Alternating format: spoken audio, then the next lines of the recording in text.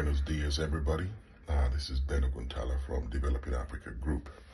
And today, I would like to talk to the tech bros and tech babes, especially in relation to this employment issue in Nigeria. So recently, the CEO of MoneyPoint, Tosin Enyolonda, raised the issue about having 500 vacancies in Nigeria and not finding the people in Nigeria to fulfill or to fill the vacancies. And this has brought me to a point I have been talking about for a while, which is about the rate of pay in Nigeria and why there's almost a deliberate attempt to keep it low, even for companies that are making international rates. So I decided to ganousee this topic, particularly not for the obvious reasons why people are criticizing Tosin, but rather the shock or the delusionment that goes with Nigerians about Nigeria. I say we're delusional in the sense that if Tosin grew up in the same secondary university system that we all obviously grew up in Nigeria, where did he expect the talent to come from? Who is training the Nigerians to get the experience to fill his 500 vacancies? Because the secondary school system surely isn't going to do it. The university system for sure is not going to do it. If you have people with computer science that never touch a computer, you are not going to make it in computer science. I don't care how good you are, right? Tosin mentioned that Nigeria is competing with China. Nigeria is not competing with China. The United Kingdom is not competing with China. So let's get that out of your head. So, to my tech bros and tech babes out there, Nigeria is not the place for you for technology. I'm sorry to say.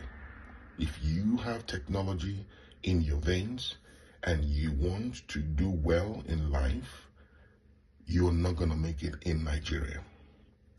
The evidence has been abundantly clear that that is the case. And that is why at Developing Africa Group, we're promoting the idea of Tech JAPA.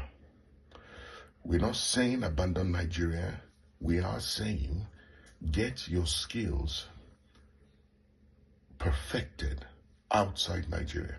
Because if you think about it, how many tech companies are in Nigeria altogether, right?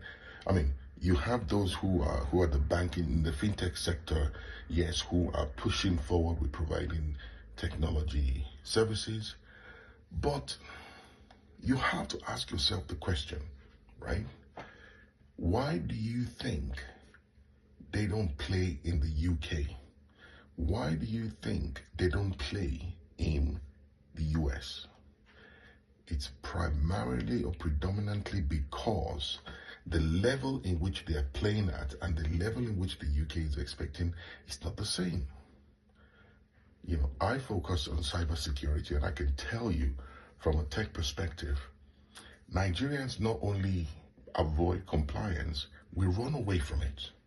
There's a whole corruption industry around avoiding compliance in Nigeria. It's a fact, right?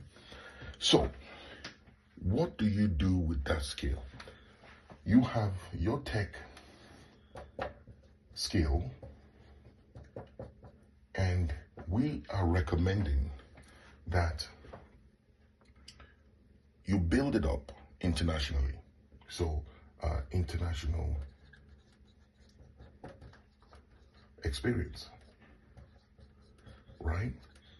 This is the only way you are able to earn. So you're still Nigerian, and I guess for most tech people out there, you know the way you learn is online. So you learn by acquiring all these international skills that international clients are looking for, but you find a way to fix the problem outside Nigeria, right? Because when you're inside Nigeria, regardless how much technology you bring, they are not interested in getting your services. They're not interested in paying you that level of money. Look, if mid-level managers in Africa are earning below 1 million naira, what chance have you got in tech?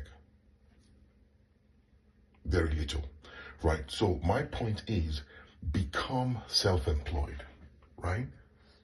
Become self-employed, because the self-employment is what is going to allow you to be able to provide services internationally. So get your international experience in terms of acquisition of the technology that you need, but become self-employed so that you're working from Nigeria but for international clients. But working with Developing Africa Group, you then gain more visibility to more projects, because we will help you bid for those kind of projects that you need. I hope that has been helpful. Good luck.